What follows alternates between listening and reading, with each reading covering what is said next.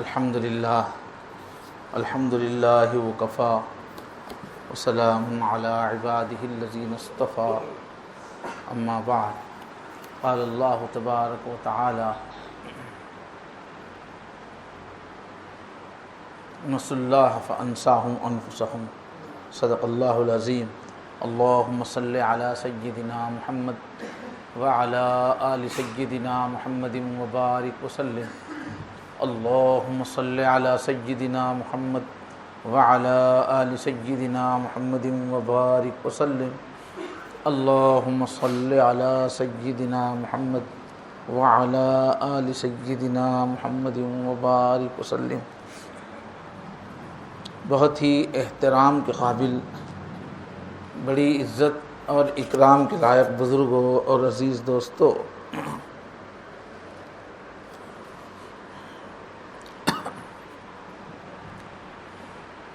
ایک دو مجلس پہلے اہم عنوان سامنے آیا تھا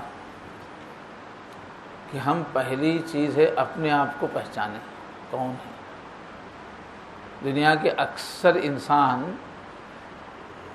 سب سے بڑی غلطی یہ کر رہے ہیں کہ اپنے ہی کو نہیں پہچان رہے۔ یہ جو جسم ہے نا، ہم اس کو سمجھ رہے ہیں محمد شفیع،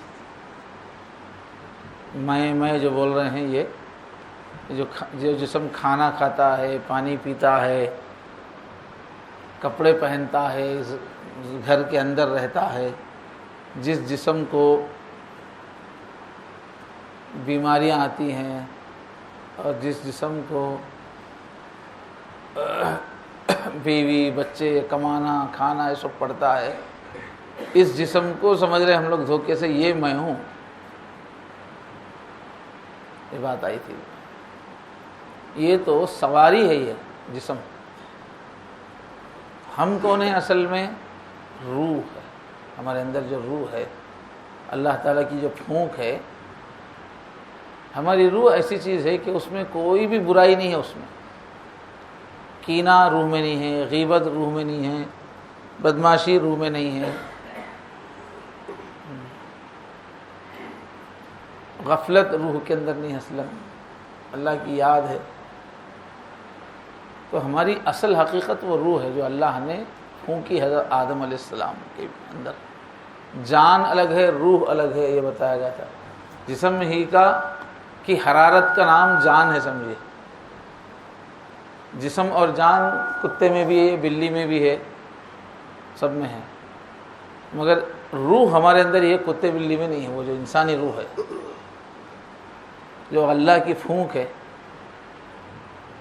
ہماری روح کی پہچان کیا ہے؟ دوسرے سب کی جان اور روح میں ہماری روح کی پہچان کیا ہے؟ جانور ہیں، دنیا میں کتنی چیزیں حرکت میں ہیں، شیر ہے، ببر ہے، اتنے سارے جاندار ہے، مچھلی ہے، گائے ہے، بھینس ہے، اس میں جان ہے، ہمارے اندر روح ہے۔ تو روح کی پہچان کیا ہے؟ روح کی پہچان ہے فَأَلْهَمَهَا فُجُورَهَا وَتَقْوَاهَا۔ روح کو یہ فرق معلوم ہے کہ یہ اچھائی ہے، یہ برائی ہے، یہ جھوٹ ہے، یہ سچ ہے۔ بیل کو نہیں معلوم جھوٹ کیا ہوتا ہے، سچ کیا ہوتا ہے، بیل کو نہیں معلوم۔ یہ ظلم ہے، یہ انصاف ہے۔ یہ بکری کو کبھی معلوم نہیں ہوتا کہ یہ ظلم ہے اور انصاف ہے، یہ اچھائی ہے، یہ سخاوت ہے، یہ کنجوسی۔ کنجوسی کسے بولتے؟ کسی بکری کو نہیں معلوم کنجوسی کیا ہے، سخاوت کیا ہے، نہیں معلوم، نہ وہ چیزیں ان کے اندر ہے۔ کبھی کوئی بیل ایک 20-25 بیلوں کو بلا کے دعوت کی، سو قصہ یاد ہے آپ کو؟ یہ سخاوت، یہ بیل میں نہیں ہے، یہ شیر میں نہیں ہے، یہ دوسری مخلوقات میں نہیں ہے۔ یہ ہے پہچان، یہ ہماری روح اصل۔ تو یہ چیزوں کو سمجھتی ہے کہ یہ خیر ہے، یہ شر ہے، یہ اچھائی ہے، یہ برائی ہے۔ یہ ہماری روح کی پہچان ہے، یہ انسان کے اندر ہی ہے، یہ جنات کے اندر ہے۔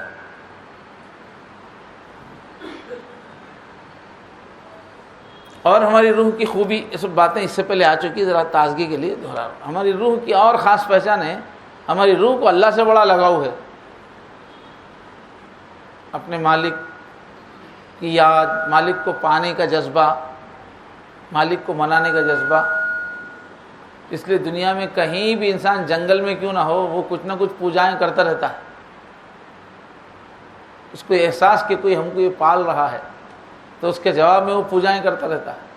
اب اس کو صحیح علم نہیں ہونے کی وجہ سے وہ کس کس چیز کی پوجا کرتا ہے، لیکن میرا محسن ہے تو اس کے سامنے مجھے جھکنا چاہیے، اس کا نام لینا چاہیے، جپنا چاہیے. یہ ہر انسان میں ہے، اپنے رب کی محبت، اپنے پالنے والے کی. تو یہ بنیادی طور پر پہچاننا. اور ایک میں نے عرض کیا تھا کہ خوشی کے موقع پہ بھی ہم پہچان سکتے ہیں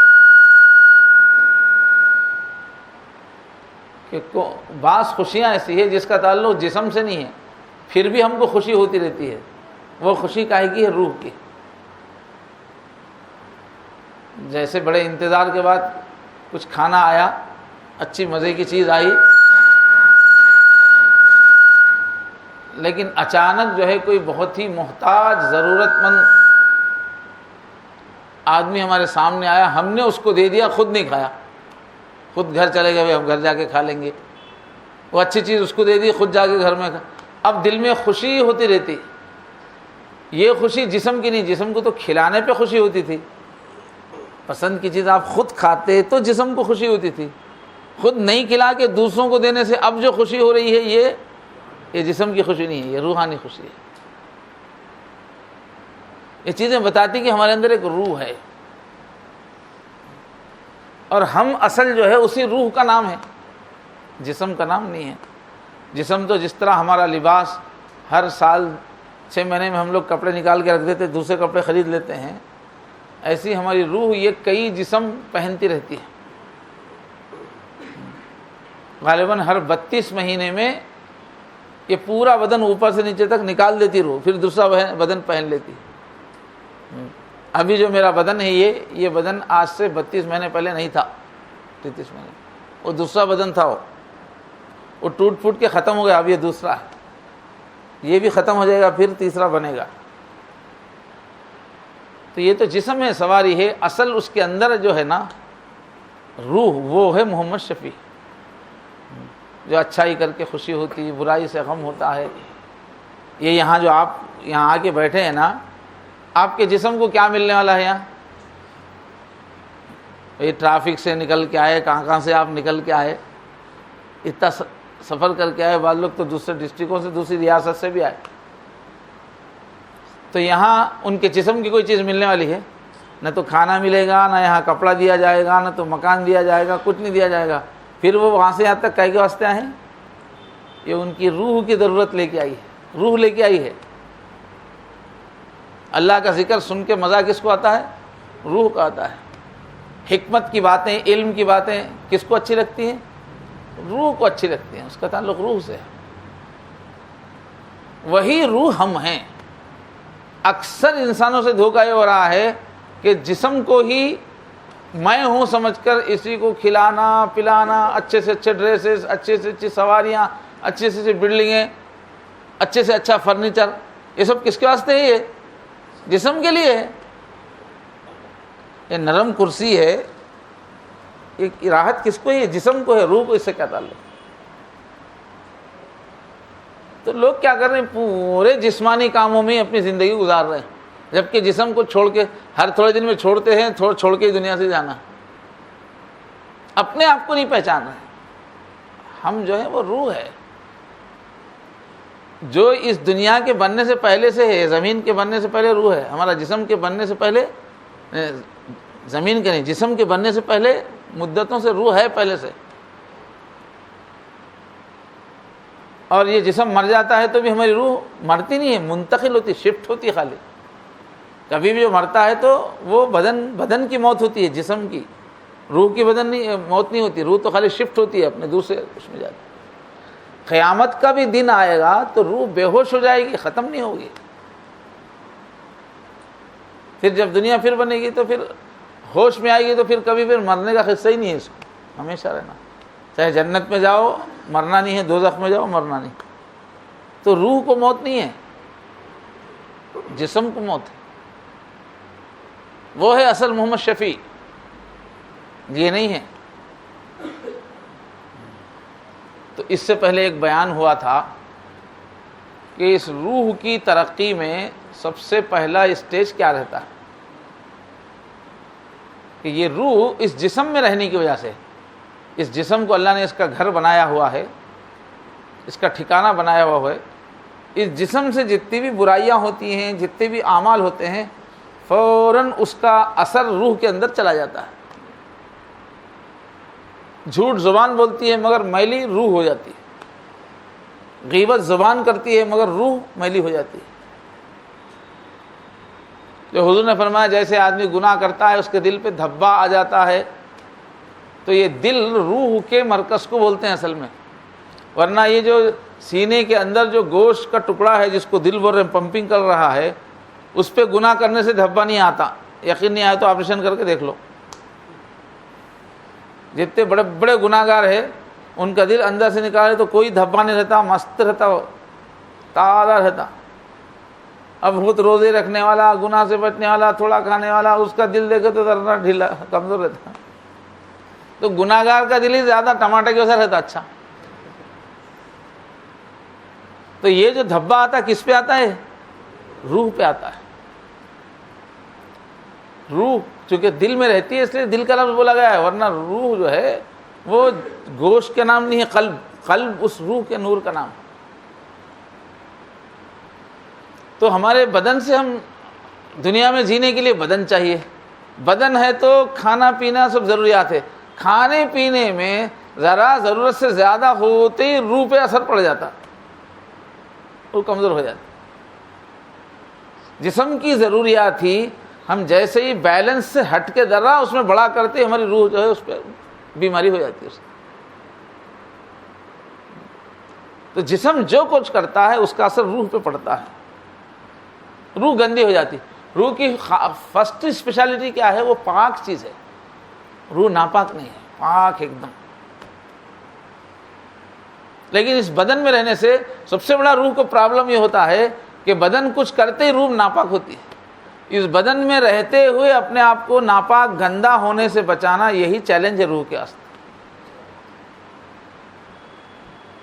بدن کو گناہ کرنے نہیں دینا، ہوا تو جلدی توبہ کر لیے تو وہ روح گندی نہیں ہوتی۔ تو پہلی جو مصیبت ہے روح کو وہ ہے گندگی۔ تو کون سی چیزوں سے روح گندی ہوتی ہے اور کون سی چیزوں سے روح پاک ہوتی ہے، اس کا لمبا بیان ہو چکا ہے اس سے پہلے۔ تو اس روح کو اڑان بھرنا ہے۔ آج کل اسپرچوالٹی بول کے دنیا بھر میں الگ الگ لوگ جو ہے گیان دھیان کی باتیں کرتے رہتے ہیں، مراقبے کرتے رہتے ہیں، میڈیٹیشن کرتے رہتے ہیں۔ وہ اتنی بڑی انڈسٹری بن گئی ہے اس روحانیت، وہ کھربوں روپے لوگ خرچ کر کے روحانیت پہ محنت کر رہے، جا کے اس گرو کے پاس جا کے، اس کے پاس جا کے، اس کے پاس جا کے اپنی روح کو ڈیولپ کرنا۔ اور ہمارے ہندوستان کے لوگ کیا ہے، وہ لوگ کیا سمجھتے ہیں اپن روح پر محنت کر کے خدا بن جا سکتے بول کے آتا ان لوگوں کا۔ ان کے پاس ٹارگٹ کیا ہے؟ خود بھگوان بن جاتا آدمی۔ جین مت ہو، یہ ہندو لوگ ہیں، ان لوگوں کا کیا سوچ ایسی ہے کہ اپنی روح جو ہے اس پہ ہم تھوڑی محنت کر لیے، صفائی کر لیے تو وہ خود خدا میں ضم ہو جاتی ہے، خدا کا حصہ بن جاتی ہے۔ اس واسطے جو بھی اپنی روح پہ محنت کرتا ہے اس کو تھوڑے دن کے بعد لوگ بھگوان ہے بول کے اس سے ہی مانگنا شروع کر دیتے۔ اب رام چندر جی کی عبادت کرتے ہیں، تو انسان تھے مگر جو ہے اپنا تزکیہ کیا، روح کو پاک کیا، تو ان کا عقیدہ کیا ہے؟ روح کو پاک کرنے کے بعد آدمی خود خدا ہو جاتا ہے۔ تو جتنے بھی ان کے اندر دل پہ محنت کرنے والے ہیں ان کا آگے نام کیا ہوتا ہے؟ بھگوان فلاں، بھگوان فلاں، اس کا نام بھگوان رکھ دیتے۔ تو ان کا یہ ہے کہ انسان خدا بن جاتا ہے، تو یہ بہت بڑا جھوٹ ہے۔ انسان کبھی خدا نہیں بن سکتا۔ انسان کا سب سے بڑا جو عروج ہے وہ یہ ہے کہ انسان خدا سے قریب ہو جاتا ہے، خدا سے اتنا قریب ہو جاتا ہے، اتنا قاب قوسین او ادنی، اس سے بہت قریب ہو جاتا ہے اللہ بولتے پھر میں اس کا ہاتھ بن جاتا ہوں، میں اس کا پاؤں بن جاتا ہوں، مگر خدا نہیں بنتا آدمی۔ یہ نبیوں کا بتایا ہوا ہے کہ تم بندے ہو، کبھی خدا نہیں بن سکتے. بندگی ہی ہمارا سب سے اونچا مقام ہے. تو روح کی جو یہ جو سفر ہے، اس میں سب سے پہلی جو منزل ہے وہ اپنی روح کو گندا ہونے سے بچائیں. اور روح گندی ہو جائے تو اس کو پاک کرنے کے طریقے ہم کو معلوم ہوں کہ کس سے روح پاک ہوتی ہے. تو اس سے پہلے جو ہے بتائی جا چکی ہے بات کہ غسل کرنے سے، وضو کرنے سے بھی روح پاک ہوتی ہے. کھول کے سمجھایا گیا تھا پاک پانی کے کرش میں. مسجد کے ماحول میں رہنے سے ہی بھی روح پاک ہوتی ہے. اور نماز پڑھنا کیا ہے؟ نماز تو روح کا غسل ہے. یہ پورا اوپر سے، ایک تو خالی ہاتھ میں دھونا الگ ہے، پورا جسم دھل جانا اس کو غسل بولتے. تو پوری روح کو غسل دینا ہے تو اس کے لیے ہے نماز ہے. ایسے صدقہ کرنے سے بھی روح کے اوپر کا میل دور ہوتا ہے. حج کرنے سے بھی روح کے اوپر کا میل دور ہوتا ہے. اور گناہ کرنے سے روح گندا ہو جاتی ہے. حرام کمائی کا استعمال کرنے سے بھی روح گندی ہو جاتی ہے. حرام غذا کھانے سے روح گندی ہو جاتی ہے. جھوٹ بولنے سے، زبان کی گناہوں سے بھی روح گندی ہو جاتی ہے. اور توبہ کرنے سے روح پاک ہو جاتی ہے. نیت کو صاف رکھنے سے بہت پاک ہو جاتی ہے روح. اس سب کے بارے میں حدیثیں سنائی گئی اس سے پہلے. آج کا جو عنوان ہے، ایک تو پہلا کام کیا ہے؟ روح کو پاک رکھنا اصل ہے کمال، پہلا قدم. اب اس کے بعد دوسرا قدم شروع ہوتا ہے کہ یہ روح طاقتور کیسے ہو. یعنی پہلے بیماری سے بچانا ہے. بیماری سے بچنے کے بعد اب اس کو اوپر اڑان کے واسطے طاقت چاہیے، غذا چاہیے. تو اللہ تعالیٰ نے اس جسم کو روح کی اسٹیٹ بنایا ہے، مملکت بنایا ہے.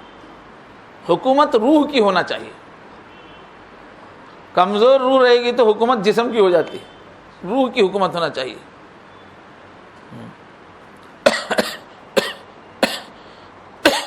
روح کمزور نہیں رہنا چاہیے، طاقتور رہنا چاہیے. اور جسم پر اس کو غالب ہونا چاہیے. اور جب جسم بوجھل، اور جسم بھی جو بوجھل اور نکما نہیں رہنا کہ کسی کام کا نہ رہے. بالکل آدمی دبلا پتلا بیمار، ایسا بھی رہنے کی اسلام میں تعلیم نہیں ہے. کیا بات ہے کر رہے ہیں؟ اچھا، تو جسم کی ضرورت کیا ہے؟ مزے کے کھانے، صحت بخش غذا، یہ جسم کی ضرورت ہے. تو اس کو بھی کیا ہے؟ پورا کرنا ہے. اور روح کی غذا کیا ہے؟ حلال روزی کھانا. جسم کی غذا کیا ہے؟ جو بھی چاہے جو ملا کھا لو، دال عبداللہ گڑ تھیلے میں، یہ جسم کی غذا. لیکن روح کی غذا کیا ہے؟ پاکیزہ روزی کھانا. تو اس سے روح پاورفل ہوتی ہے. رزق کھانا کھاتے ہوئے پاکیزہ کھانا، اس سے روح پاورفل ہوتی ہے. کھانا کھاتے وقت کھانا دینے والے اللہ تعالیٰ کا شکر ادا کرتے رہنا، یا اللہ یہ میرا حق نہیں ہے، یہ آپ کی عطا ہے بولتے، وہ لنک روح کا اللہ سے ہو جاتا. تو کھانا کھاتے وقت شکر کرنے سے اس میں روح کی غذا بن جاتا ہے. کھانا کھانے کے بعد انسان دوسروں کے بھی غم کو محسوس کر رہا ہے. میں تو کھا لیا، میرا پڑوسی بھوکا ہے نا، اب اس کے لیے کیا کروں میں؟ دوسرے بھوکوں کا خیال رکھنا. خود اپنا علاج ہو گیا، دوسرے مریضوں کا علاج، یہ اس سے کیا ہوتا ہے؟ روح طاقتور ہوتی ہے. کھانا زیادہ کھانے سے کیا ہوتا ہے؟ اب کھانا کتنا کھانا؟ کھانے سے یہ فائدے ہیں. اگر شکر کے ساتھ کھائیں گے اور غم گسار بنیں گے، شکر گزار بنیں گے، اپنا حق سمجھ کے نہیں کھائیں گے، حلال کھائیں گے، تو روح کو بھی غذا ملے گی، جسم کو بھی غذا ملے گی. لیکن زیادہ کھا لیں گے تو جسم بوجھل ہو جائے گا، موٹا ہو جائے گا، سست ہو جائے گا. تو روح جو کام چاہتی ہے اس میں جسم رکاوٹ بن جائے گا. نماز پڑھنا چاہ رہے ہیں، رکوع سجدہ بھاری معلوم ہو رہا ہے،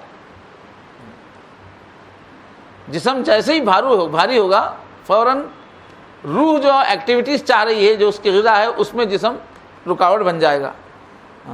تو کیا کہہ رہے ہیں کہ جسم اپنی ضرورت کو پورا تو کرے، لیکن اللہ کے احکام کی تعمیل کرے تو روح جسم پہ چھائی ہوئی ہے.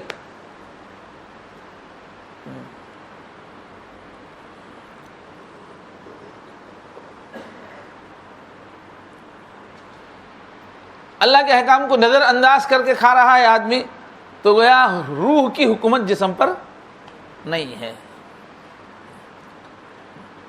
تو اللہ کیا چاہتے ہیں، شریعت کیا چاہتی ہے، انسان کی ترقی کس میں ہے؟ بدن اچھا تر و تازہ رہے مگر حکومت کس کی رہے؟ روح میں صرف اچھا ہی ہے، وہ حکومت کرتی ہے تو اچھا ہی آتی ہے. اب روح کی حکومت قائم کرنا ہے اپنی زندگی میں تو اس کے واسطے جسم کو کمزور کرنا نہیں ہے. دوسرے مذہبوں میں جو اصلی اللہ کا بھیجا ہوا مذہب شروع سے اس میں تو یہ بات نہیں ہے، لیکن لوگ جو بنا لیے اس میں جسم کو کمزور کر دیتے، وہ لوگ اتنا کمزور کر دیتے ہیں، جسم سے دشمنی کرتے ہیں. تو اسلام یہ نہیں سکھاتا. اسلام یہ سکھاتا ہے کہ نہیں، جسم کو سے دشمنی نہیں کرنا ہے، نفس سے دشمنی نہیں کرنا ہے، جسم کو کمزور نہیں کرنا ہے. دونوں بھی طاقتور رہنا، جسم بھی طاقتور رہے، روح بھی طاقتور رہے، لیکن روح کی حکومت جسم پہ رہے. طاقتور بدن پہ حکومت کرنا ہو، کمزور بدن پہ حکومت نہیں کرنا ہے. تو جتنا بدن طاقتور ہوگا حکومت روح کی اچھی شاندار ہوگی. اس کی تو بدن بھی طاقتور رہنا ہے. اس کی زبردست دبدبے والی حکومت، جب آدمی دولت مند ہے تو روح اور بڑے بڑے کام کراتی ہے اس سے. آدمی چست ہے، پھرتیلا ہے، ایسا بدن ملا تو روح کیا ہے اور اس کی حکومت اچھی چلتی، ظالموں کو روکتا، مظلوموں کی مدد کرتا.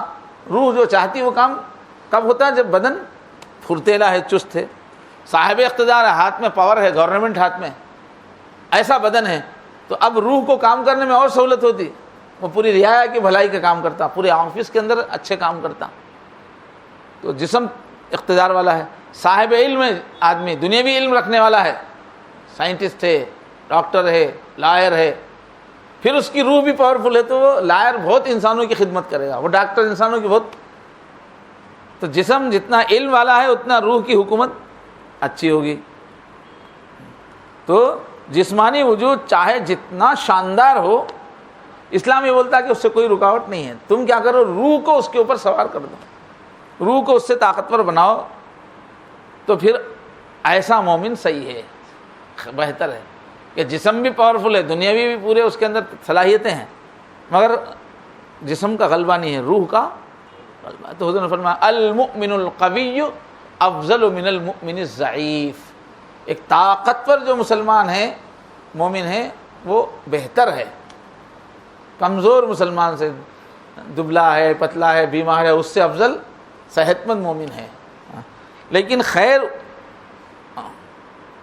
وفی کل خیر، البتہ کہ مومن کمزور ہو تو بھی اس کے اندر خیر ہے، کیونکہ اس کے اندر ایمان ہے، بھلائی ہے اس کے. یہ مسلم شریف کی روایت ہے. مسلم شریف بہت بڑی حدیث کی کتاب ہے، اس کے جو شرح اس کی بہت مشہور ہے، وہ امام نووی کی لکھی ہوئی شرح مسلم شریف کی مشہور ہے. تو شرح میں اس حدیث کی تشریح میں لکھتے ہیں کہ اگر ایک مسلمان کے جسم میں قوت ہوگی، قوت والا بدن ہوگا، تو آخرت کے معاملے میں وہ دل و جان کی مضبوطی کے ساتھ تیاری کرے گا. جتنا جسم طاقتور رہے گا اتنا آخرت کی تیاری میں ڈٹا ہوا رہے گا، مسلسل تیاری کرتا رہے گا. اور جہاد میں جری ہوگا، جنگ کی نوبت آئی تو بہادری کے ساتھ جہاد کرے گا. اگر جسم بیماریوں سے پاک ہے، طاقتور ہے، ہر اچھے کام میں وہ پیش قدمی کرے گا. اگر جسم طاقتور ہے، امر بالمعروف کرے گا، اچھائی کا حکم دے گا. ڈھلا آدمی کیا کر سکتا؟ باروب آدمی ہے تو وہ اچھائیوں کا حکم دے سکتا، برائیوں سے روک سکتا. تو اس کام میں لوگوں کو برائی سے روکنے میں، بھلائی پہ چلانے میں زیادہ ہمت والا ہوگا، عزیمت والا ہوگا. اور اگر تکلیفیں آ گئی زندگی میں، اس کو اہل باطل پکڑ کے مار رہے، ستا رہے، ایسا زمانہ ماحول آ گیا، تو طاقتور مومن زیادہ برداشت کرتا ہے. تکلیفوں کو برداشت کرنے کی، استقامت کی زیادہ توفیق ملتی ہے. اور جسم طاقتور ہے تو نماز کا بھی زیادہ شوق رہتا ہے. نماز ہے، ذکر ہے، عبادت ہے. اب نوجوان بچے جب عبادت کرتے تو بہت زبردست کرتے. اب تراویح ہو رہی ہے تو 5-5 پارے 10-10 پارے جا کے پڑھتے ہیں صحت مند والے، کمزور بدن والے کہاں سے پڑھ سکتے ہیں؟ تو عبادات میں بھی زیادہ شوق، زیادہ چستی کس میں ہوں گی؟ مومن قوی ہوگا. اس لیے حضور کہہ رہے ہیں کہ طاقتور مومن افضل ہے، لیکن بھلائی دونوں میں ہے. تو روح کو غذا، طاقتور بننا بولے تو غذا دینا نا. تو روح کو جو غذا ملتی ہے وہ ریاضت کرنے سے ہی ملتی ہے. اور غذا ملنا ہے تو اب جسم کو اپن طاقتور بنانا ہے تو ایکسرسائزز کرنا پڑتا نا.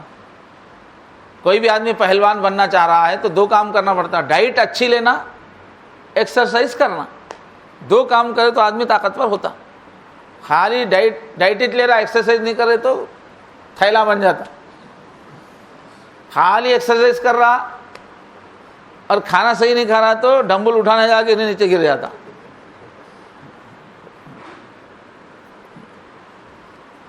اچھا، جسم مٹی سے بنا ہوا ہے نا ہمارا، تو اس کی غذا بھی زمین سے ہی آتی ہے. اس جسم کو پالنے کے لیے، مزہ پہنچانے کے لیے جتنی چیزیں ہیں وہ سب زمین کی بنی ہوئی ہے. چاول زمین کی بدلی ہوئی شکل ہے، مٹی سے بدل کے چاول بن گیا. گیہوں زمین کی بدلی ہوئی شکل ہے، مٹی کی بدلی ہوئی شکل ہے. سیب مٹی کی بدلی ہوئی شکل ہے. تو اس جسم کے کھانے جتنے بھی ہیں وہ مٹی کی ہی بدلی ہوئی شکل ہے. لیکن روح چونکہ مٹی کی بنی ہوئی نہیں ہے، اس لیے مٹی کھلائے تو اس کو کھاتیش نہیں انہیں. وہ مٹی کی نہیں بنی ہوئی ہے روح، وہ نور ہے، اللہ کے نور سے بنا ہوا نور ہے وہ. تو اور روح آسمان سے آئی ہے، زمین سے نہیں بنی. وہ 4 مہینے میں جب ماں کے پیٹ میں بچے کا جسم پورا بن جاتا تو حدیث شریف میں ایک فرشتہ روحوں کی جو رہنے کا مرکز ہے وہاں سے ہماری روح لا کے یہ جسم میں شفٹ کرتا ہے. تو روح کہاں سے آئی ہے؟ آسمان سے آئی ہے. تو اس کا کھانا بھی کہاں سے آئے گا؟ زمین کا کھانا اس کو سیٹ نہیں ہوتا. سیب کھانے سے، انڈا کھانے سے روح میں طاقت نہیں آتی، جسم میں طاقت آتی. اب روح میں طاقت آنا بولے تو اللہ تعالیٰ وحی کو وَكَذَلِكَ أَوْحَيْنَا إِلَيْكَ رُوحًا مِّنْ أَمْرِنَا بولے قرآن کو، کہ اپنے آرڈر سے ہم نے روح آپ پہ اتاری ہے. تو آسمان سے جو وحی آتی ہے، جو علم آتا ہے اللہ کی طرف سے، جو علم آتا ہے اس سے روح کیا ہوتی ہے؟ پاور میں آتی. قرآن جتنا پڑھیں گے پاور میں آتی. اور ہم جب ذکر کرتے رہتے ہیں تو جواب میں اللہ نور دیتے ہیں، وہ کھانا ہے روح کا. اللہ فرمانا ہے تم مجھے یاد کرو میں تمہیں یاد کروں گا. تو جب بھی ہم ذکر کرتے ہیں تو فوراً ادھر سے رحمت اترتی ہے. وہ جو رحمت اترتی ہے وہ کھانا ہے اس کا، روح کا. اس سے پاور، اللہ کی رحمت جو دل میں اترتی رہتی ہے اس سے وہ پاور میں آتی ہے، وہ کھانا ہے روح کا. تو وحی کی شکل میں جو علم آیا ہے قرآن، اس کی تلاوت سے اور ذکر کے جواب میں جو نور اترتا ہے اس کے ذریعے سے روح کو غذا ملتی ہے. اور روح کی طاقت کا دوسرا ذریعہ کیسا ہے؟ اب تک گفتگو کیا آئی ہے کہ بھئی انسان کا کام یہ ہے کہ وہ جسم بھی مضبوط رکھے، روح کو بھی مضبوط رکھے. لیکن حکومت کس کی ہونا چاہیے؟ روح کی ہونی چاہیے. اور حکومت روح کی ہونا ہو تو روح کو پاورفل بنانا نا، طاقت آنا اس میں، تو یہ حکومت کر سکتی. تو روح کو طاقتور کیسے بنایا جائے وہ بیان شروع ہوا. غذا سے بنتی، تو اس کی ایک غذا تو کیا ہے؟ وحی ہے. وحی ہے اس کی غذا. قرآن جب جتنا بھی پڑھیں گے تو روح کیا ہوتی؟ طاقتور ہوتی. اور طاقت کا دوسرا ذریعہ کیا ہے؟ روح کی ریاضت ہے. ریاضت کے معنی ایکسرسائز. انہیں بڑا تپسوی ہے بولتے ہیں، تپسیا. آج کل اسکولوں کا نام بھی رکھ رہے تپسیا. تو تپسیا جو بولتے ہیں اسی کو اردو میں بولیں گے تو ترجمہ کیا ہوگا؟ ریاضت. اور انگلش میں بولیں گے تو ایکسرسائز. تو اسلام میں کیا ہے؟ یہ دونوں کا توازن ہے. ایک طرف ریاضت اور دوسری طرف اوپر سے وحی کا نور. مثلا ذکر ہے، یہ جو ہے انسان کی غذا ہے، روح کی غذا ہے. اور روزہ کیا ہے؟ روح کی ورزش ہے. پہلوان بننے کے واسطے کیا کرنا پڑتا بھائی؟ کھانا اچھا جم کے کھانا، صحیح طاقتور، اور دوسرا ایکسرسائز جم کے کرنا. تو روح کے واسطے بھی ایک چیز ہے کھانا. کھانا کیا ہے؟ ذکر. اور ریاضت کیا ہے اس کی؟ ایکسرسائز ہے اس کی روح کی. تو ریاضت جو ہے روزے میں کیا ہے؟ ریاضت ہے, ایکسرسائز ہے. صبح سے شام تک بھوکا رکھ دیتے ہوگا جسم کو, کھانا نہیں, پانی نہیں, باتیں بھی بیکار نہیں کرنا, پورا صبح سے شام تک ایکسرسائز چل رہی ہے روزے میں. یہ روح کی ایکسرسائز ہے. اب نماز جو ہے اس میں دو چیزیں بھی ہے, ریاضت بھی ہے, غذا بھی ہے. نماز میں ہم پڑھتے بھی ہیں, اللہ کا دھیان بھی کرتے ہیں, اور ایکسرسائز بھی, رکوع, سجدہ, اتحیات. یہ یوگا والے ہماری نماز کو دیکھ کے بہت منہ پہ پانی پھیر لیتے ہوتے, کیا ہے بھائی ان کی نماز. ان کے جتنے مین آسن ہیں وہ پورے نماز میں ہے, جس سے صحت بنتی نا, پورے نماز میں ہے, وہ اچھی شکل میں ہے. تو یہ ایکسرسائز بھی ہے, یوگا بھی ہے نماز, ایکسرسائز. تو یہ غذا بھی ہے اور ریاضت بھی ہے نماز. روحانیت کا جو اصل جوہر ہے نا, اصل بیسک چیز کیا ہے؟ وہ ذکر ہے.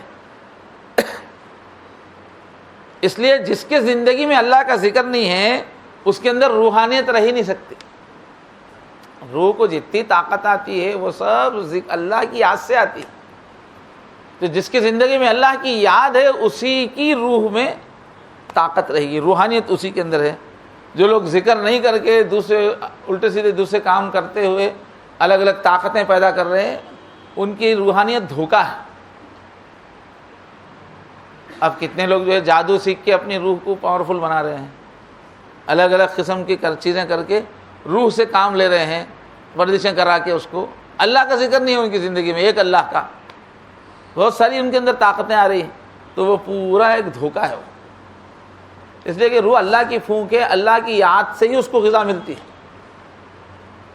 تو جس کی بھی روح کو چمکانا ہے تو اس میں اللہ کی یاد بنیادی چیز ہے, مگر جسم کو نظر انداز نہیں کرنا ہے. اور ایک ان کے پاس کیا ہے, اپنے جسم کو اتنے تکلیفیں دینا, ایسا کرنا, ایسی تپسیا کرنا کہ یہ جسم سے ہی آزاد ہو جائے آدمی, جسمانی تکلیفوں سے آزاد ہو جائے, روح کو آزاد کرا دیں گے. تو یہ کمال صاحب. اب یہ جو جینی ہیں وہ 6 مہینے کا روزہ رکھتے, اپنی روح کو خوب, اب جسم کو بہت تھکا کے کیا کرتے ہیں وہ لوگ, روح کو گیا خدا میں ملا دیتے بولتے. تو صرف روح کو راحت دینے کا نام کامیابی نہیں ہے, جسم کے اندر سے نکال دینے کا نام نہیں ہے. اصل روحانیت کیا ہے؟ روح کو اللہ سے ملا دینے کا نام ہے, اللہ سے کنیکٹ ہو جانا, اللہ کے اندر گھس جانا نہیں. اور لوگ دھوکہ کہ اللہ ہی بن جاتے ہو رہے ہو. ہم کانپور میں جب غیر مسلموں میں کام کرتے تھے, ایک مرتبہ جینیوں کا پروگرام چل رہا تھا. ان کے ہندوستان کے سب سے بڑے جو ان کے سادھو ہے وہ لوگ وہاں آئے ہوئے تھے, وہی 4 مہینے کا روزہ چل رہا تھا ان کا. تو ہم پہنچے مولانا سجاد کے ساتھ صاحب کے ساتھ. اب اسٹیج پہ گئے تو 13 ننگے بیٹھے ہوئے ہیں, بغیر ایک کپڑا نہیں ہے جسم پہ, 13 کے 13 بیٹھے ہوئے ہیں. سامنے عورتیں بیٹھے ہوئے ہیں, لکڑی کے تخت پہ بیٹھتے, چھوٹے چھوٹے چوکیوں پہ بیٹھتے, کپڑے پہ نہیں بیٹھتے, پورے ننگے بیٹھے ہوئے ہیں. اب کیا کرتے, اللہ ریول کے وہ لنگوں میں جا کے بیٹھے. میں اکیلا گیا تھا مولانا کے ساتھ اسٹیج پہ. اس کے بعد مولانا کا زوردار بیان ہوا. تو بیان میں جو ہے حضرت بہت کچھ بیان کرتے ہوئے بولے کہ وہ دھرم کبھی صحیح نہیں ہو سکتا جو فطرت کے خلاف ہو. شرم و حیا انسان کی فطرت میں ہے, جس میں شرم و حیا نہیں ہے وہ دھرم نہیں ہو سکتا, وہ سچ نہیں ہو سکتا. بول کے بول رہے. اس کے بعد ان کا گرو آیا, وہ ادھر ادھر کی میٹھی بہت باتیں کر کے انہیں بولا کہ سب سے بڑا, انہوں نے بولے کہ وہ دھرم سب سے جھوٹ ہے بولے تھے. تو انہیں بولا سب سے بڑا جھوٹ یہ ہے کہ انسان خدا نہیں بن سکتا. بولنے لگا انسان بندہ بھگوان بن سکتا ہے, بنتا ہے, خدا بنتا ہے. ان کا وہ ہے تصور. تو انبیاء نے آگے بتایا یہ بالکل بھول ہے.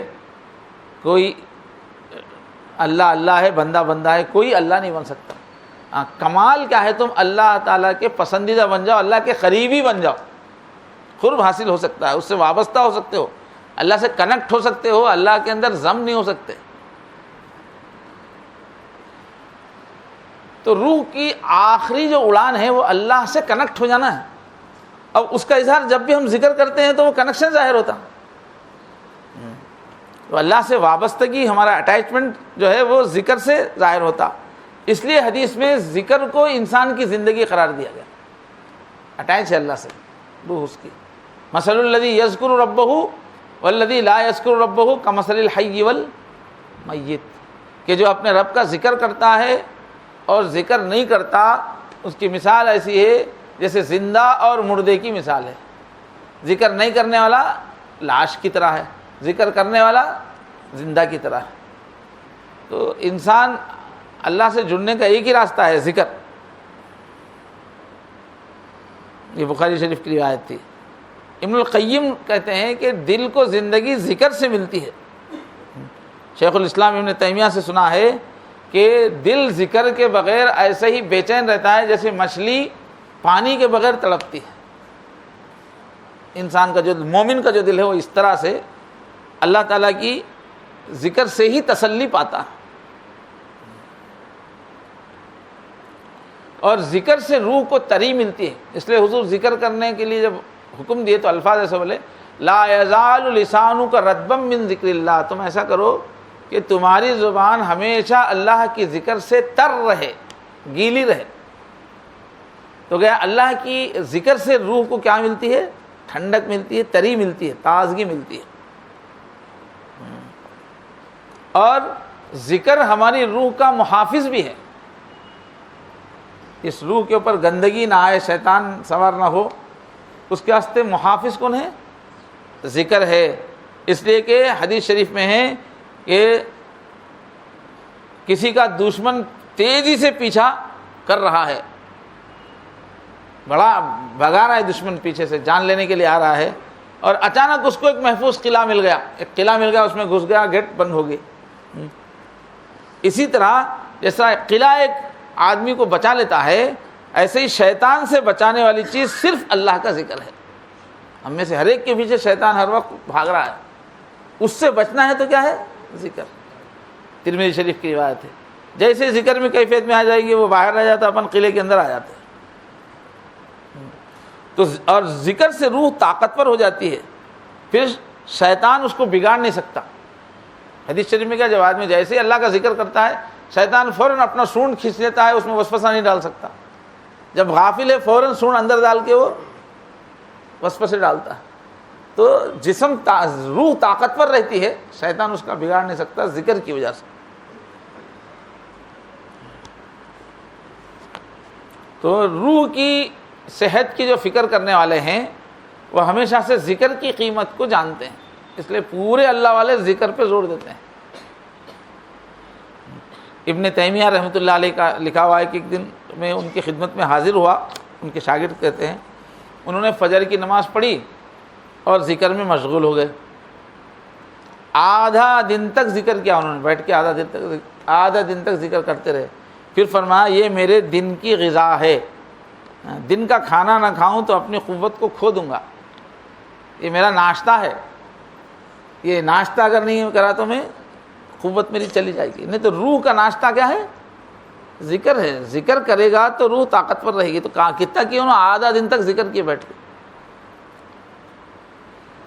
تو یہ روح کی بہت بڑی ضرورت ہے. جیسے ہمارے جسم کو کھانا چاہیے نا, کھانے کے بعد وہ ڈھیلا ہو جاتا, مر جاتا نا, ہماری روح کو کھانا چاہیے. ہماری روح کا کھانا کیا ہے؟ ذکر. اور کتنا چاہیے؟ یہ 3 ٹائم کیا, یہ 24 گھنٹے چاہیے. ہر وقت ذکر ضروری ہے روح کے لیے, ہر سیکنڈ روح کے لیے ذکر ضروری ہے. اس سے روح توانا رہتی ہے, پاورفل رہتی ہے, تو جسم پہ وہ کنٹرول کرتی رہتی ہے. ذکر کر رہا ہے آدمی, روح طاقتور ہے تو وہ جسم کو گناہ نہیں کرنے دیتی, گندے کام نہیں کرنے دیتی, کنٹرول میں رکھتی ہے. اس کی حکومت کنٹینیو چلتی رہتی ہے. جہاں ذکر چھوٹا اس کی حکومت ختم ہو جاتی ہے, شیطان کی حکومت شروع ہو جاتی ہے جسم. تو 24 گھنٹے ضرورت ہے. اس لیے حضرت عائشہ فرماتی ہیں کان رسول اللہ صلی اللہ علیہ وسلم یذکر اللہ فی کل احیانہ. مسلم شریف کی روایت ہے کہ اللہ کے رسول صلی اللہ علیہ وسلم ہر پل اللہ کا ذکر کرتے رہتے تھے. اس لیے کہ روح کو جیسے ہی ذکر ہٹا شیطان کا حملہ ہو جاتا. تو تمام جتنے بھی کام کرنے کے جائز مشغلے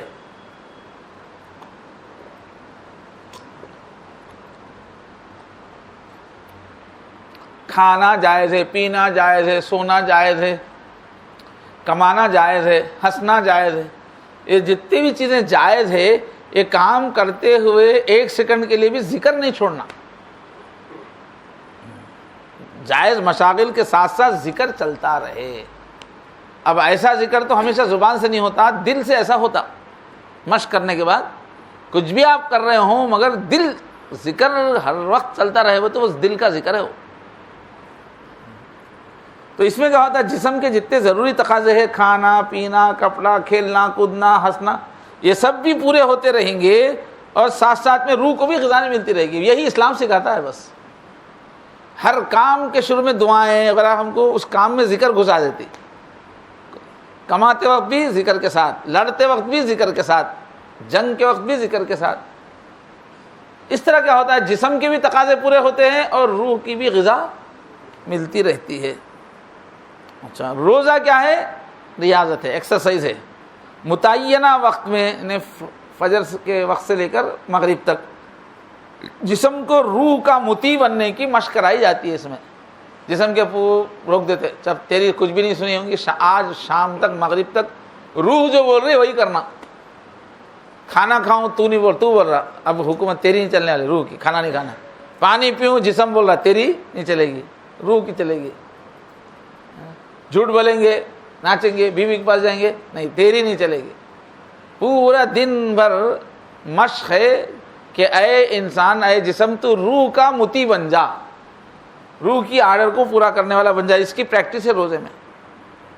تو حالت روزہ میں روح کی حکومت کا اعلان ہے کہ اب تیری نہیں چلے گی اے جسم، اب شام تک روح کی چلے گی. اعلان ہے کہ روح کی حکومت چلے گی.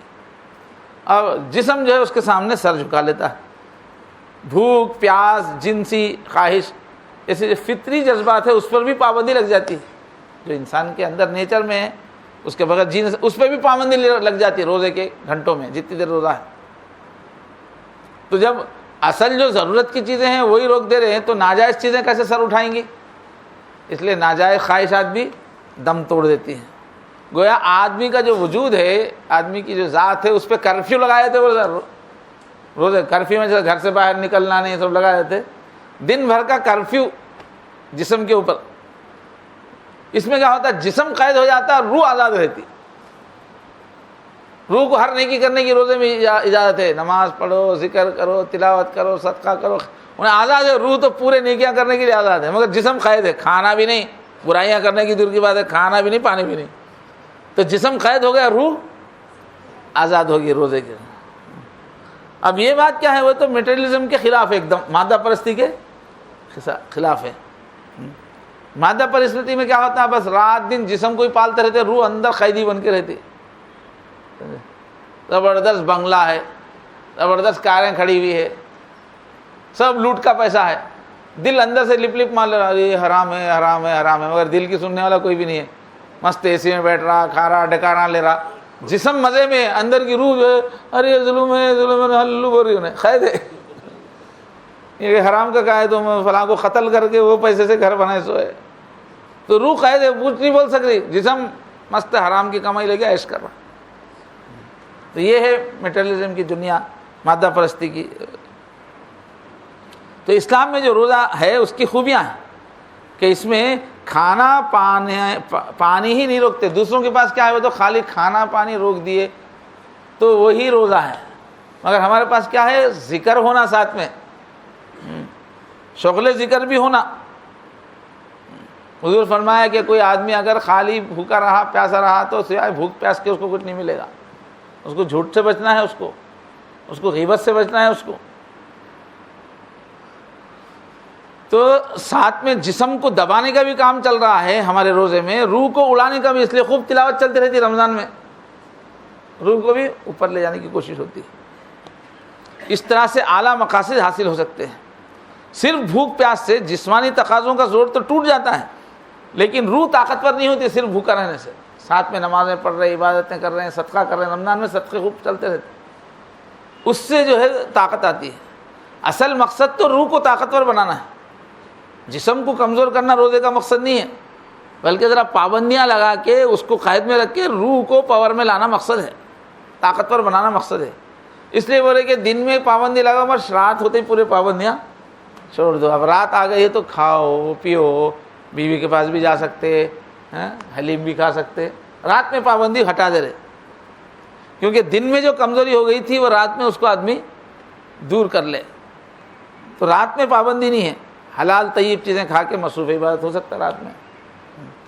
اس طرح روزے کا عمل عظیم روحانی کیفیت تک پہنچا دیتا ہے، روح کو طاقتور بنا دیتا ہے۔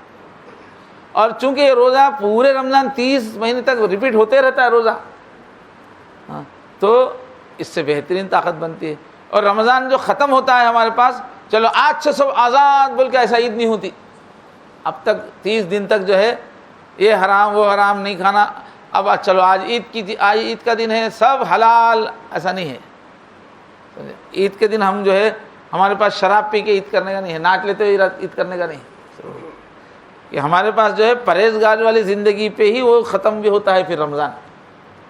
تو رمضان ختم ہونے پر شراب ناچ گانا یہ سب چیزیں ہمارے پاس نہیں، جس سے روزے کا اثر پھر ختم ہو جاتا ہے۔ دوسروں کے پاس کیا ہے، اچھی عبادتیں کرے بھی تو عید کے دن ناچ گانا شراب رہتی ہوگا، جو تھوڑا بہت نور آیا تھا وہ بھی چلے جاتا۔ تو عید کی خوشی میں روح کی پاکیزگی کا خیال رکھنے کا بڑا حکم ہے شریعت میں۔ ہمارے پاس کوئی بھی ہولی جیسی کوئی عید نہیں ہے، ناچنے کی، گانے کی، کودنے کی، احاؤ کرنے کی، نفس کی طاقت کی کوئی چیز نہیں ہے۔ عید کے دن بھی پھر نماز پڑھ رہے جا کے، عیدگاہ میں جا کے نماز پڑھ رہے، پھر نہا کے دھو کے نماز پڑھ کے آ رہے، کوئی چیخ پکارا کلر ڈال لینا ایسا کچھ بھی نہیں ہے، نفس کی چیز کوئی نہیں ہے۔ تو ٹریننگ ختم بھی ہو رہی تو اس میں بھی روح خراب نہیں ہونا بول کے اس کا خیال ہے، ایسی عید ہے ہماری، اس میں پاکیزگی کا اظہار ہو رہا۔ عید کے دن بھی کیا کر رہے، عید کے دن وہ دے رہے، فطرے دے رہے لوگوں کو، غریبوں کو فطرے دے رہے ہیں، صدقہ کر رہے ہیں، خیرات کر رہے ہیں، تو اس میں بھی روح کا ہی پاکیزگی کا اظہار ہو رہا ہے۔ یا قربانی ہے تو گوشت تقسیم ہو رہا ہے۔ تو روزے میں کیا ہے، ریاضت ہے اور غذا ہے، دو بھی چیزیں ہیں، کیونکہ اس میں حمد تسبیح نماز تلاوت سب کرتے رہتے ہیں۔ تو اس طرح روزہ رکھنے سے زبردست طاقت روح کو ملتی ہے، اس لیے اللہ تعالیٰ نے ہر سال ہم کو روزہ رکھنے کا حکم فرمایا۔ ایسے ہی جو ہے صدقہ خیرات کرنا، یہ بھی روح کو غذا ملنے والی چیز ہے۔ ٹائم کیا ہو رہا ہے وہ بولو، کتنی دیر ہو گئی ہے؟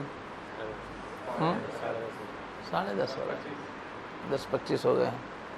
تو اس واسطے خالی عنوان بولتا ہوں میں، روح کو کیسے کیسے طاقت ملتی ہے۔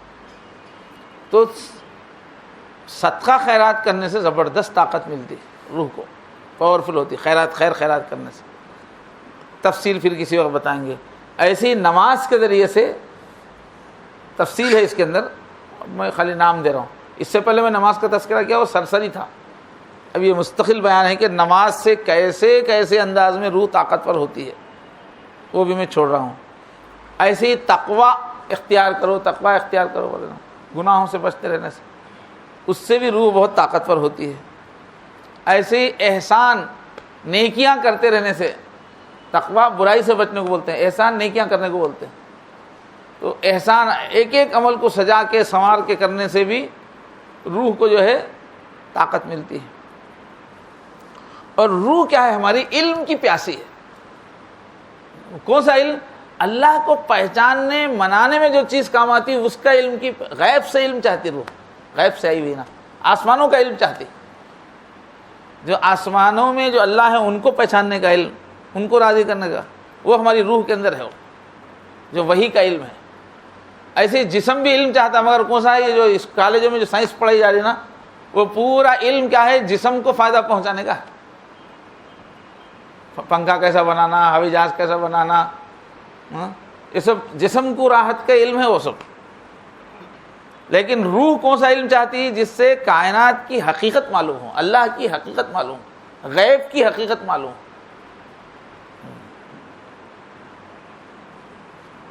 تو آخرت کے تو روحانی علم سے بھی بہت طاقتور ہوتی ہے روح، ایسے ہی ہر وقت آخرت کا خیال رکھنے سے بھی بہت طاقتور. یہ دنیا تو عارضی ہے، اصل زندگی اس کے بعد آنے والی ہے، وہاں اللہ سامنے ہوں گے. جتنا آخرت کا تصور زیادہ رہیں گے روح بہت پاور میں ہو جاتی ہے آخرت کے دھیان سے. جیسے اللہ کے دھیان سے پاور آتا روح میں، ایسے آخرت کا جتنا خیال کرتے رہیں گے، جتنے تذکرہ کرتے رہیں گے، اتنے ہی روح جو ہے وہ طاقتور ہو جاتی ہے. اور کیا ہے، گناہوں سے روح کمزور ہو جاتی ہے.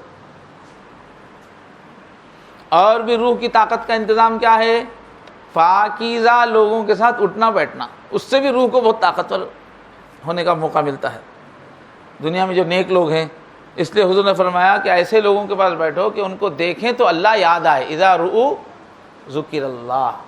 نیک لوگوں کی صحبت میں بیٹھنے سے بھی روح ہماری پاورفل ہو جاتی ہے.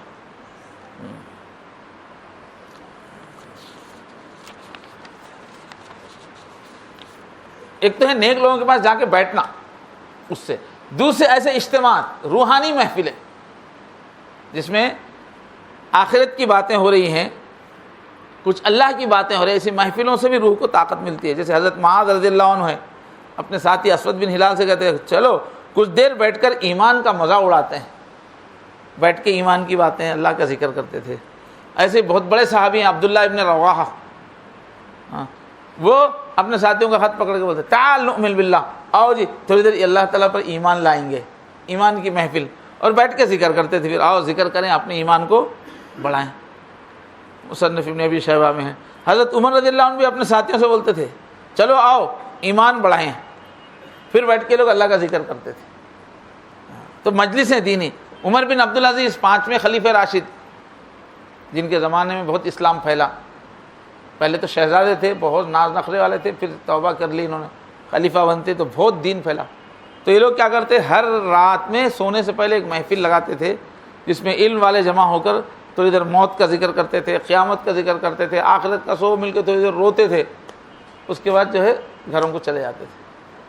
تو ایسی مجلسیں، اس سے کیا ہوتا ہے، روح طاقتور ہوتی ہے.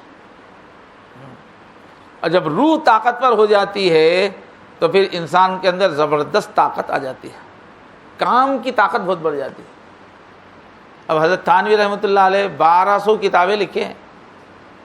اپن پڑھ بھی نہیں سکتے اتنی کتابیں، اتنی کتابیں لکھے ہیں. اس سے پہلے میں عرض کیا تھا کہ روزانہ ان کے پاس جو ہے 2 تھیلے کے قریب خطوط آتے تھے تھیلوں میں. اسی دن پورے کا جواب دیتے تھے. وہ ایک خط کا جواب بھی کل کے واسطے نہیں رکھتے تھے. اپنے کو 2 خطیں آئے تو نہیں لکھ سکتے، اب تو خطوں کا سلسلہ ختم ہو گیا. اب تو ڈائریکٹ کر لو دنیا مٹھی میں. پہلے زمانے میں خط آتا تھا تو بڑے مزے کے رہتے خط، آدمی اپنا کلیجہ نکال کے رکھ دیتا تھا. پہلے لکھے ہوئے اپنے جو خطوط ہوتے تھے وہ پڑھے تو عجیب کیفیت ہوتی تھی. پہلے خط کا بڑا انتظار رہتا تھا، ایک تہذیب تھی خط کی، بہت مزہ آتا تھا خط پڑھنے میں.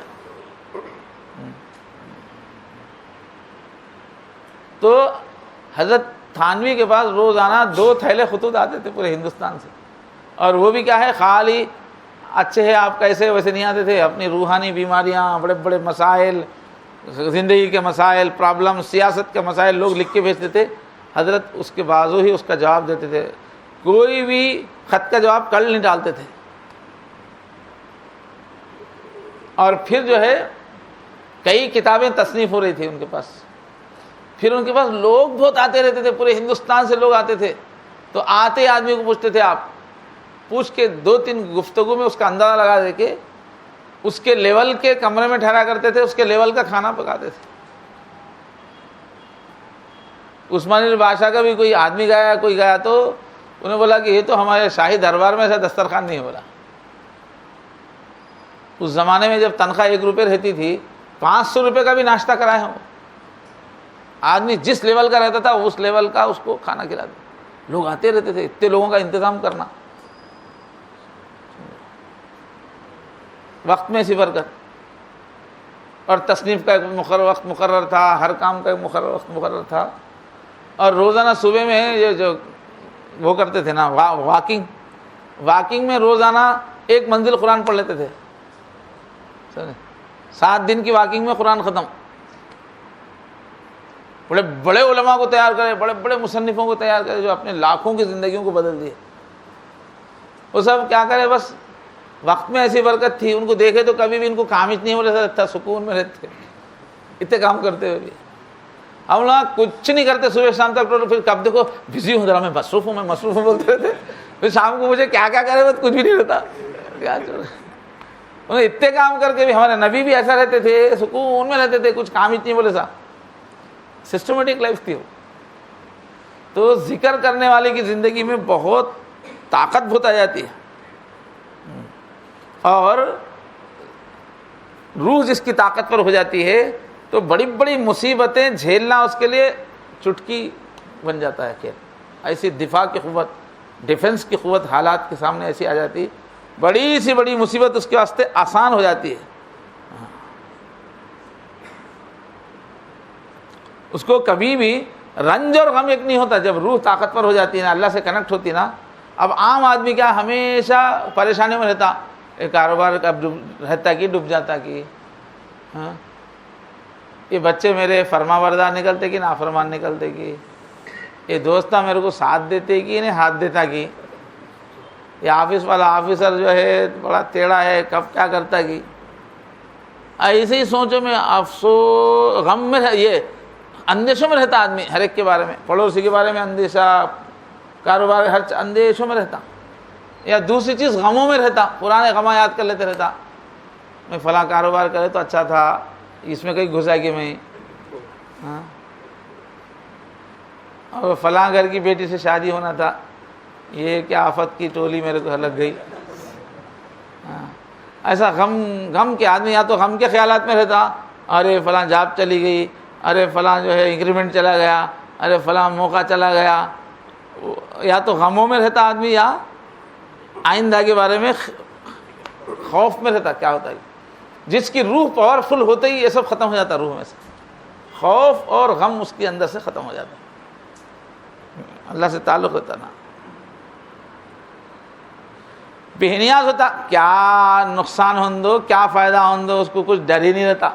روح پاورفل ہو جانے کے بعد کسی چیز کا ڈر نہیں رہتا، اور بڑی سی بڑی مصیبت آسان ہو جاتی ہے. حضرت ابن عباس رضی اللہ عنہ حضور کے چچا زاد بھائی تھے. ایک وقت آیا آنکھوں کی بینائی چلی گئی، آنکھ اندھی ہو گئی. تو انہوں نے شعر کہا، اگر اللہ نے میری آنکھوں کی روشنی لے لی تو کیا غم ہے، میرے قلب اور روح میں تو روشنی موجود ہے. بولے آنکھوں کی روشنی کا تو کیا غم ہے، دل تو بینا ہے، روح تو دیکھ رہی ہے. ایسے عروہ بن زبیر، یہ بھی ایک صحابی ہیں، ان کے بیٹے کا انتقال ہو گیا، مگر اسی دن ان کا پیر بھی کاٹنا پڑا بیماری سے. ایک ہی دن میں پہلے بیٹا مرا، پھر تھوڑی دیر کے بعد ان کا پیر بھی، حکیم بولا تمہارا پیر کاٹنا ضروری ہے، بول کے پیر بھی کٹا. اب عام آدمی ہے تو یا اللہ یہ کیا مصیبت آئی، بیٹا بھی گیا، پاؤں بھی گیا، جیوں مر جاؤں، کتنا پکارا کر لیتا آدمی، ایک ہی دن دو ہوا تو. لیکن انہوں نے کیا کہا، اے اللہ ہم تیرے لیے ہی. بولے پاؤں کٹ گیا، بیٹا بھی گیا، پاؤں، اے اللہ تعریف اور شکریہ تو تیرے لیے ہے، کچھ لیا تو دیا بھی ہے. بول رہے آپ نے کچھ لیا ہے تو مجھے کچھ دیا بھی ہے، سب کچھ تو نے ہی تو دیا ہے، اور اگر تو نے کچھ تکلیف دی ہے تو عافیت بھی تو نے دی ہے. یعنی پیر کٹ گیا، تکلیف ہو گئی، مگر عافیت بھی ہے نا، آنکھ اچھی ہے، ہاتھ اچھا ہے، پاؤں اچھا ہے، گھر والے موجود ہے، عافیت بھی ہے. تو کچھ تکلیف دی تو عافیت بھی، تو تمام عافیت بھی تو نہیں دی ہے. کسی ایک معاملے میں تکلیف ہے تو تمام معاملات میں عافیت. مجھے 4 ہاتھ پاؤں عطا کیے آپ نے، 2 ملا کے 4 ہو جاتے نا، تو 4 ملا کے بول رہے ہو، ہاتھ پاؤں، 2 ہاتھ 2 پاؤں، 4 ہاتھ پاؤں عطا کیے، پھر ان میں سے ایک ہی واپس لیا، ایک پاؤں کٹ گیا تھا اس دن. اور 7 بیٹے آپ نے مجھے عنایت فرمائے ہیں، ان میں سے ایک ہی بیٹا آج واپس لیا آپ نے. ایسا اللہ کو مخاطب کر کے بول رہے ہیں. الوداع والنہایہ. امام ابن تیمیہ کا لکھے ہیں کہ ان کے بڑے بڑے لوگ دشمن ہو گئے تھے، بڑے بڑے جاگیردار، فوج کے بڑے قید میں ڈالتے تھے، ستاتے تھے، کرتے. تو ان کا جملہ ہے کہ میرے دشمن میرا کیا بگاڑ لیں گے، میری جنت تو میرے سینے میں ہے، میرا باغ اندر ہی سے خوشی ہے میری، تم باہر کے حالات کو چینج کر سکتے، میں کہیں بھی جاؤں یہ میرا ساتھ نہیں چھوڑتے. جو جنت ہے اندر، یہ جنت مجھے تم جیل میں ڈالے تو بھی اندر کی جنت ساتھ میں آتی میرے، جو اندر سے جو ہمیشہ مجھے مستی رہتی ہے، خوشی رہتی ہے روح کی، میری روح جو ناچتے رہتی، مجھے تم جیل میں ڈالے تو بھی میری ساتھ میں آ جاتی جنت۔ مجھے قید کر دیں گے تو خلوت میسر آ جائے گی۔ اگر تم مجھے قید کر رہے ہیں تو اچھا ہوا میں پبلک میں بہت جو ہے بزی تھا، اب میرے کو ملے تو کتنے بڑے بڑے کتابیں لکھ دے ہوگا، خلوت مل گئی، اچھا ہوگا، ذکر کا موقع مل گیا، بہت بزی تھے، یہاں موقع مل گیا ہے تو جو ہے چلو خلوت آ گئی بول کے فائدہ ہی ہوا۔ اگر تم قتل کر دو گے تو مجھے شہادت مل گئی، شہادت اتنی بڑی چیز مجھے مل جائے گی۔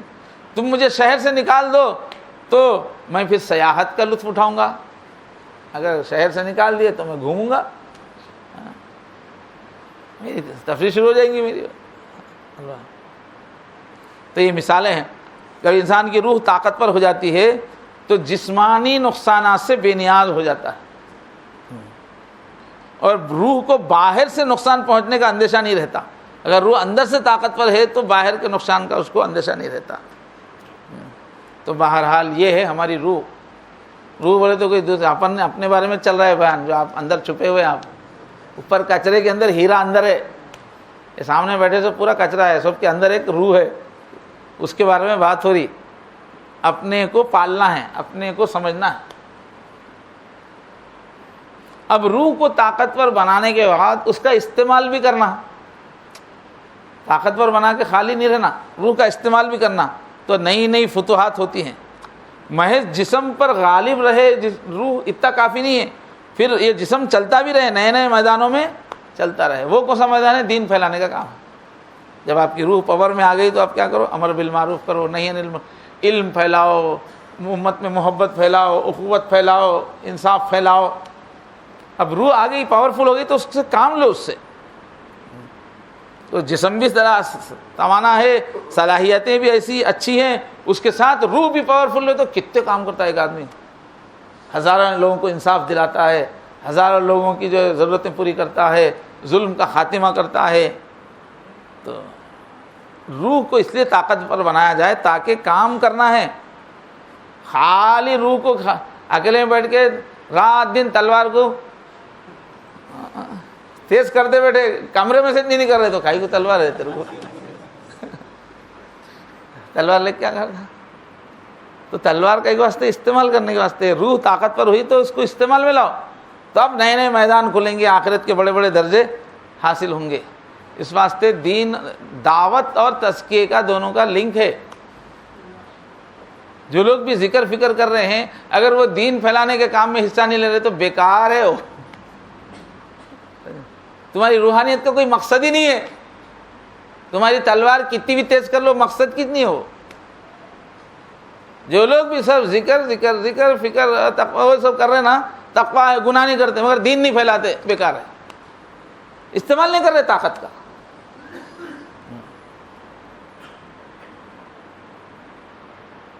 تو ہم کسی دین کے کام کا جب حصہ بنتے ہیں، امت کو مضبوط کرنے کا کام ہے، کفر کا سامنا کرنے کا کام ہے، غریبوں کی خدمت کا کام ہے، علم پھیلانے کا کام ہے، علم نالج پھیلانے کا کام ہے، جتنے بھی کام ہیں دین پھیلنے کے، ہزاروں شکلیں ہیں، وہ اگر آدمی کر رہا ہے تب اس کی روحانیت کا کوئی مقصد ہے، سمجھے؟ اور روحانیت نہیں ہے تو یہ سب کام ہو نہیں سکتے۔ ایک آدمی روحانیت نہیں کر کے خالی جو ہے ایکٹیویٹیز کرتا ہوں بول رہا، انسانوں کی خدمت میں لگتا ہوں بول رہا ہے، جا کے امت میں جگہ جا کے تقریریں کریں گے، وہ امر بالمعروف نہی عن المنکر کریں گے بول رہا ہے، اور اس کے اندر روح ہی پاورفل نہیں ہے اس کی، تو کیا کریں گا؟ خاک کچھ بھی نہیں کر سکتا۔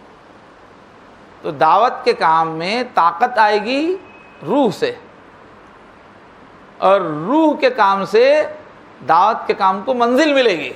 دو چیزیں ایک ساتھ ہونا، اور دو میں سے ایک چھوڑ دیے تو پھر ناکامی ہے۔ وہ حدیث پھر سے دہرائیں گے کہ ایک شہر کے بارے میں اللہ نے فرشتوں کو حکم دیا، جاؤ فرشتوں اس شہر کو عذاب نازل کرو اس شہر پہ۔ تو فرشتوں نے عرض کیا، اے اللہ، اس شہر میں ایک آپ کا ایسا بندہ ہے جو ایک پل کے لیے بھی آپ کو نہیں بھولتا، گناہ ہی نہیں ہے اس کی زندگی میں، اس کے بارے میں کیا حکم ہے؟ پہلے اس کو وہاں سے نکال دینا، کرنا، وہاں سے ذرا ہٹا دے کے دینا، کیا کرنا، مطلب اس کے بارے میں کیا حکم ہے؟ بھی اتنا بڑا اللہ والا ہے وہاں، روح بہت پاورفل ہے، کبھی گناہ نہیں کرتا انہیں، ہمیشہ ذکر میں کنیکٹ رہتا انہیں، اس کے بارے میں کیا کرنا ان کے پوچھے تو اللہ جواب کیا دیے؟ اسی کے گھر سے میرا عذاب شروع کرو بولے،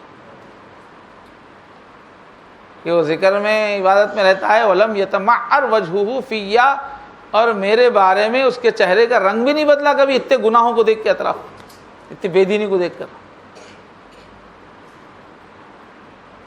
تو کئی لوگ ایسے پیدا ہو جاتے جو اچھا ذکر میں اچھا توجہ دیتے، دین پھیلانے کا کام بولتے، پیچھے بھاگ جاتے ہوگا، امت کی خدمت کریں گے وہ تو بھاگ جاتے، اس کو کام نہیں سمجھتے، ان کو ڈسٹرب ایسا دکھتا، بے چینی ہوتی۔ وہ بھی کرنا ضروری ہے، یہ بھی کرنا ضروری ہے، دعوت کا کام بھی ضرورت ہے، اور نسبت کا کام بھی، اللہ سے سچے تعلق کا، روح کو بنانے کا کام بھی ضروری ہے۔ اللہ تبارک و تعالیٰ مجھے اور آپ سب کو ان سب باتوں کو دل میں لینا آسان فرمائے، اپنے کو پہچان کے اپنی روح کے ہم وفادار بنیں، اپنے کچھ نقصان پہنچانا وہ کیا ہے؟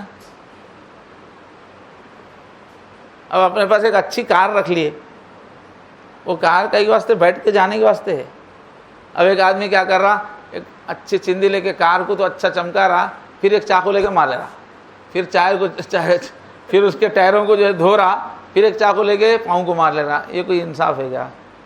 تو ہمارا جسم کار ہے، تو کار کو دھونا اور اندر کی روح کو چاقو مارتے رہنا، کمزور کرتے رہنا، عقل مندی ہے کیا؟ تو میرے دوستو، اصل تو ساتھ جانے والی روح ہے، اس لیے اپنی روح کی کوششوں میں لگا رہنا ضروری ہے۔ اللہ تبارک و تعالیٰ عمل کی توفیق عطا فرمائے۔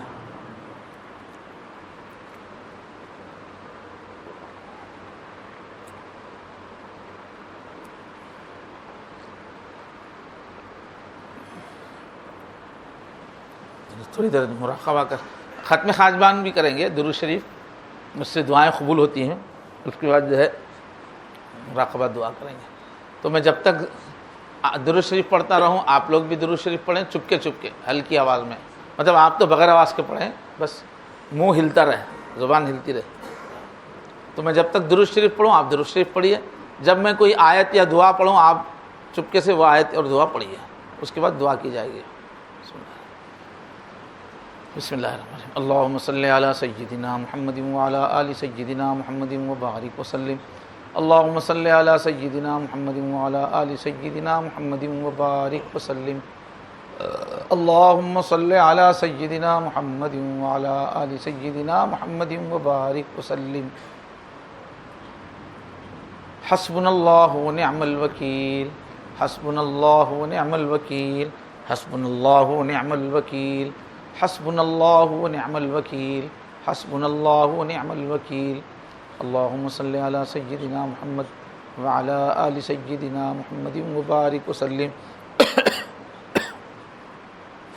اللہم صلی علی سیدنا محمد وعلی آل سیدنا محمد وبارک وسلم، اللہم صلی علی سیدنا محمد وعلی آل سیدنا محمد وبارک وسلم، یا خفی اللطف ادرکنی بلطفک الخفی، یا خفی اللطف ادرکنی بلطفک الخفی، یا خفی اللطف ادرکنی بلطفک الخفی، یا خفی اللطف ادرکنی بلطفک الخفی، یا خفی اللطف ادرکنی بلطفک الخفی، اللہم صلی علی سیدنا محمد وعلی آل سیدنا محمد وبارک وسلم، اللہم صلی علی سیدنا محمد وعلی آل سیدنا محمد وبارک وسلم، اللہم صلی علی سیدنا محمد وعلی آل سیدنا محمد وبارک وسلم، لا حول ولا قوة الا باللہ، لا حول ولا قوة الا باللہ، لا حول ولا قوة الا باللہ، لا حول ولا قوة الا باللہ، لا حول ولا قوة الا باللہ، اللہم صلی علی سیدنا محمد وعلی آل سیدنا محمد وبارک وسلم، اللہم صلی علی سیدنا محمد وعلی آل سیدنا محمد وبارک وسلم، اللہم صلی علی سیدنا محمد وعلى آل سيدنا محمد وبارك وسلم اللهم صل على سيدنا محمد وعلى آل سيدنا محمد وبارك وسلم اللهم صل على سيدنا محمد وعلى آل سيدنا محمد وبارك وسلم لا إله إلا أنت سبحانك إني كنت من الظالمين لا إله إلا أنت سبحانك إني كنت من الظالمين لا إله إلا أنت سبحانك إني كنت من الظالمين لا إله إلا أنت سبحانك إني كنت من الظالمين لا إله إلا أنت سبحانك إني كنت من الظالمين اللهم صل على سيدنا محمد وعلى آل سيدنا محمد وبارك وسلم اللهم صل على سيدنا محمد وعلى آل سيدنا محمد وبارك وسلم اللهم صل على سيدنا محمد وعلى آل سيدنا محمد وبارك وسلم لا الہ الا یہ ہو گیا لا الہ الا انت سبحانک انی اچھا انا بسم اللہ الرحمن الرحیم یا حی یا قیوم برحمتک استغیث یا حی یا قیوم برحمتک استغیث یا حی یا قیوم برحمتک استغیث یا حی یا قیوم برحمتک استغیث یا حی یا قیوم برحمتک استغیث اللہم صلی علی سیدنا محمد وعلى آل سيدنا محمد وبارك وسلم اللهم صل على سيدنا محمد وعلى آل سيدنا محمد وبارك وسلم اللهم صل على سيدنا محمد وعلى آل سيدنا محمد وبارك وسلم والله ذو فضل على المؤمنين والله ذو فضل على المؤمنين والله ذو فضل على المؤمنين والله ذو فضل على المؤمنين والله ذو فضل على المؤمنين اللهم صل على سيدنا محمد وعلى آل سيدنا محمد وبارك وسلم اللهم صل على سيدنا محمد وعلى آل سيدنا محمد وبارك وسلم اللهم صل على سيدنا محمد وعلى آل سيدنا محمد وبارك وسلم إنا لله وإنا إليه راجعون إنا لله وإنا إليه راجعون إنا لله وإنا إليه راجعون إنا لله وإنا إليه راجعون إنا لله وإنا إليه راجعون اللهم صل على سيدنا محمد وعلى آل سيدنا محمد وبارك وسلم اللهم صل على سيدنا محمد وعلى آل سيدنا محمد وبارك وسلم اللهم صل على سيدنا محمد وعلى آل سيدنا محمد وبارك وسلم الله ولي الذين آمنوا اللہ ولی الذین آمنوا اللہ ولی الذین آمنوا اللہ ولی الذین آمنوا اللہ ولی الذین آمنوا اللہم صلی علی سیدنا محمد وعلی آل سیدنا محمد مبارک وسلم اللہم صلی علی سیدنا محمد وعلی آل سیدنا محمد مبارک وسلم اللہم صلی علی سیدنا محمد وعلی آل سیدنا محمد مبارک وسلم واللہ ولی المؤمنین واللہ ولی المؤمنین واللہ ولی المؤمنین واللہ ولی المؤمنین واللہ ولی المؤمنین اللہم صلی علی سیدنا محمد وعلی آل سیدنا محمد مبارک وسلم اللہم صلی علی سیدنا محمد وعلی آل سیدنا محمد مبارک وسلم اللہم صلی علی سیدنا محمد وعلی آل سیدنا محمد مبارک وسلم. مختصر مراقبہ کر کے دعا کریں گے. آرام سے بیٹھ جائیں. یہ سمجھ لیں کہ اب تھوڑی دیر کے لیے ہم دنیا سے کٹ گئے, اپنے اللہ کی یاد میں کھو گئے. یہ ہماری روح کی سب سے بڑی طاقت ہے, اللہ کی یاد میں کھونا, بہت قربت حاصل ہوتی ہے. اچھا ایک منٹ, تھوڑا سا ایک منٹ. کچھ احباب ہمارے سفر سے بھی آئے ہیں, بھوپال وغیرہ بھی بیعت کرنا چاہ رہے تھے, اور بھی جو لوگ بیعت ہونا چاہیے. بھئی یہ محفل جو ہے یہ صرف واعظ نصیحت کی نہیں ہے, بلکہ ہم کو ایک ایک قدم اٹھاتے ہوئے اللہ کے قریب ہونا ہے. تو اللہ کے قریب ہونے کے لیے شیخ سے بیعت ہونا چاہیے, اور ان کے بتائے ہوئے طریقے پہ چلتے ہوئے اپنے حالات ان کو بتاتے رہیں گے تو ایک ایک کر کے ہمارے اندر کی برائی ختم ہوگی اور اچھائی ہماری ڈیولپ ہوگی. تو اس واسطے بیعت کرنا ضروری ہے مقصد حاصل کرنے کے لیے, اللہ تک پہنچنے کے لیے. تو ابھی بیعت کے کلمات، توبہ کے اور بیعت کے کلمات ابھی عاجز پڑھا رہا ہے۔ توبہ تو سب کو کرنا ہی ہے، اس لیے سب لوگ یہ کلمات پڑھیں۔ البتہ جن کا ارادہ اس عاجز سے تعلق رکھنے کا ہے، ابھی تک بیعت نہیں ہو، وہ بیعت کی نیت کر لیں۔ جو پہلے سے بیعت ہیں وہ بیعت کو تازہ کرنے کی نیت سے پڑھیں اس کو۔ تو میرے ساتھ کلمات پڑھنا ہے، پہلے خطبہ سن لیجئے۔ الحمدللہ الحمدللہ نحمدہ ونستعینہ ونستغفرہ ونؤمن بہ ونتوکل علیہ ونعوذ باللہ من شرور انفسنا ومن سیئات اعمالنا من یہدہ اللہ فلا مضل لہ ومن یضلل فلا ہادی لہ ونشہد ان لا الہ الا اللہ وحدہ لا شریک لہ ونشہد ان سیدنا ونبینا ومولانا محمد عبدہ ورسولہ۔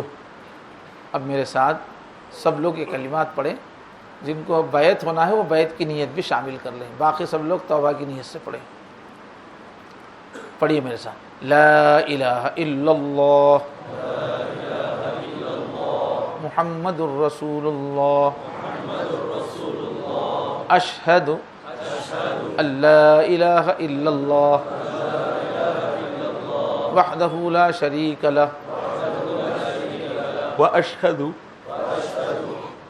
ان محمدا عبدہ ورسولہ آمنت باللہ کما ہوا باسمائہ وصفاتہ وقبلت جمیع احکامہ آمنت باللہ وملائکتہ وکتبہ ورسلہ والیوم الآخر والقدر خیرہ وشرہ من اللہ تعالی والبعث بعد الموت استغفر اللہ استغفر اللہ استغفر اللہ ربی من کل ذنب واتوب الیہ برحمتک یا ارحم الراحمین والحمد للہ رب العالمین۔ ماشاء اللہ، یہ بیعت کے کلمات ہو گئے ہیں، توبہ ہو گئی ہے۔ یہ ایسا ہے جیسے بیچ میں واسطے ہے لیکن حضور کے ہاتھ پہ توبہ کرنے کی طرح ہے، اس کی برکتیں ہیں، اس کا خیال رکھیں۔ 6 کام کرنا ہے اب آگے۔ پہلے صبح شام 100 مرتبہ معافی مانگنا، استغفار پڑھنا۔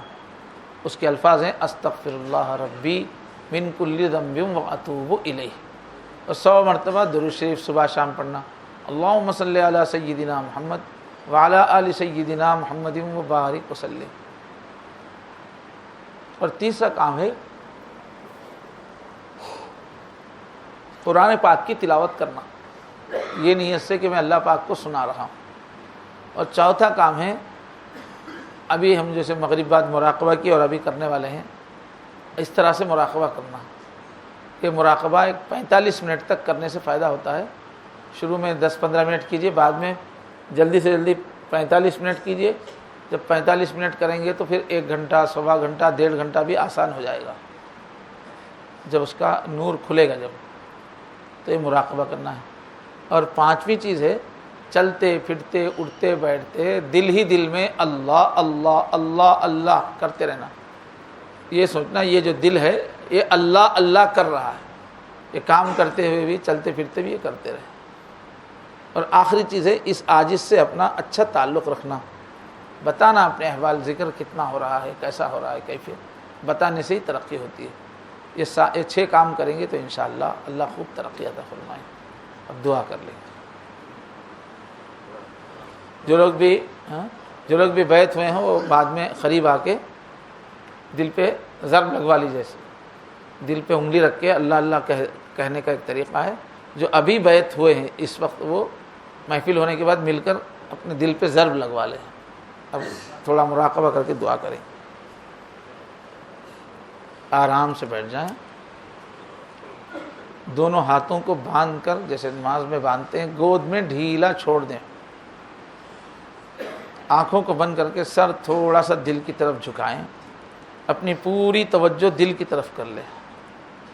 اور یہ نیت کریں اللہ کی رحمت آ رہی ہے، میرے دل میں سما رہی ہے، میرے دل سے گناہوں کا اندھیرا دور ہو رہا ہے، اور میرا دل کہہ رہا ہے اللہ اللہ اللہ۔ زبان سے نہیں کہنا ہے، بس دل میں اللہ اللہ اللہ سوچتے ہوئے بیٹھ جانا ہے۔ شروع کر دیجئے، بسم اللہ۔